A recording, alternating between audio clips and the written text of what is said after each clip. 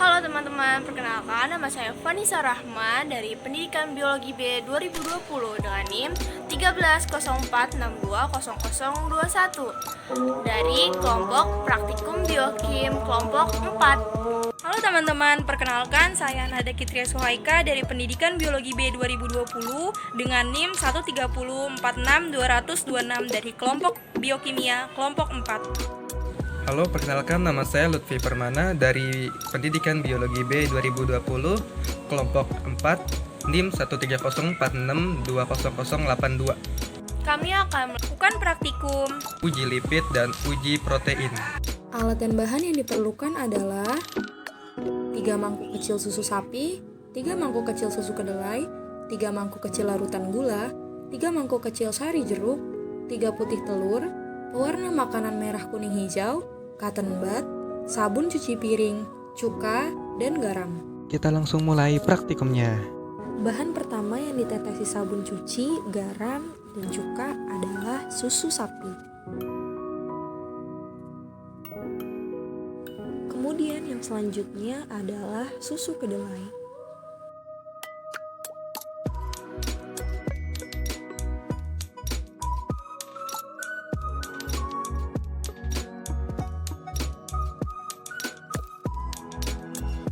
Kemudian larutan gula,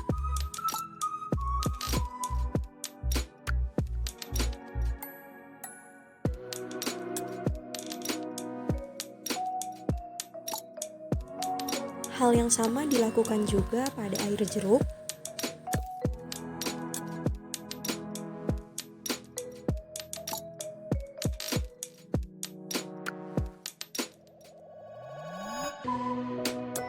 dan yang terakhir pada putih telur.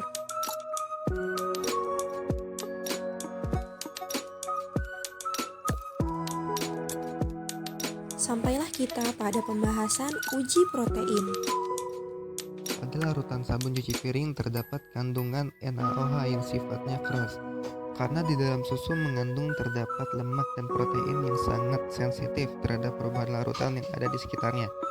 Kandungan NaOH akan melemahkan ikatan kimia yang menahan lemak dan protein yang larut pada susu.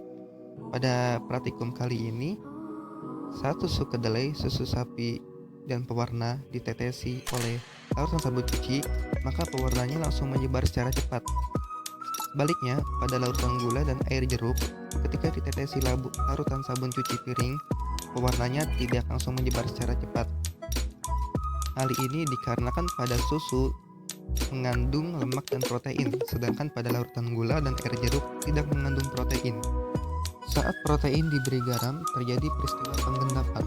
Hal ini karena garam berperan dalam proses penggumpalan protein, di mana konsentrasi garam yang tinggi dapat menyebabkan protein sulit mengikat air. Penurunan kadar air juga disebabkan penurunan kelarutan protein pada konsentrasi garam yang tinggi, sehingga protein terpisah sebagai endapan atau salting out. Pengendapan menandakan bahan makanan yang diberi garam mengandung protein. Pada praktikum kali ini, susu kedelai, susu sapi, dan putih telur tergolong dalam protein tinggi karena ketika diberikan garam menjadi menggumpal, sedangkan pada larutan gula dan air jeruk tidak menunjukkan penggumpalan.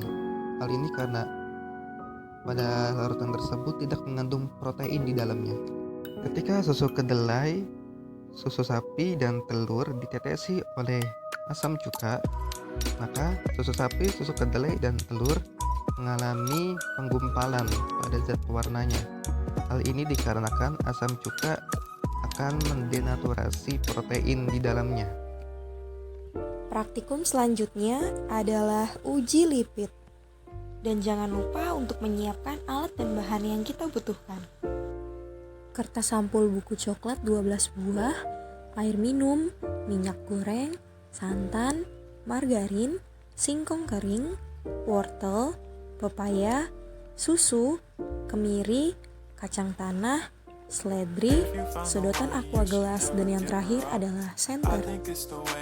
So, jangan lama-lama, let's get started. That's why I don't worry about the things that I don't see. Yeah. These days I don't worry about much. I think we should have some more fun. I still dream about the days when we were young. I'll take a hit and still finish in one.